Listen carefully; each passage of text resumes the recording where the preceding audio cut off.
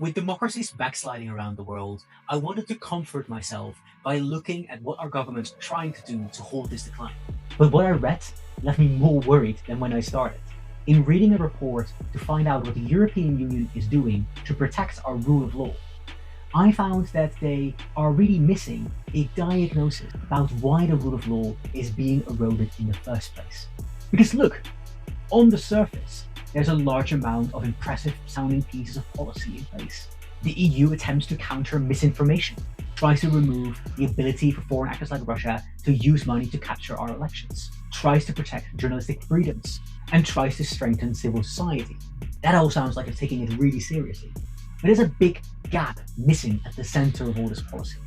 And that is that policy is eaten by culture.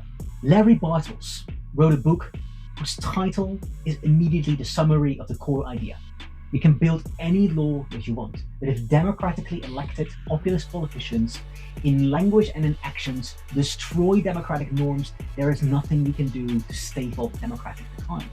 If you look at the Netherlands, where currently center-right politicians are directly attacking judges for upholding the law, but preventing policies that they would like to see passed that erode fundamental human rights, you see how far the rot has gotten. Because what these center-right politicians are doing is essentially trying to copy populist leaders, because they think the way to get Wilders' votes back is to start sounding like Wilders, and therefore create a political culture where the rule of law, such as that we need to respect the opinions of judges, gets eroded directly by creating a culture where politicians tell us to not respect the rule of law.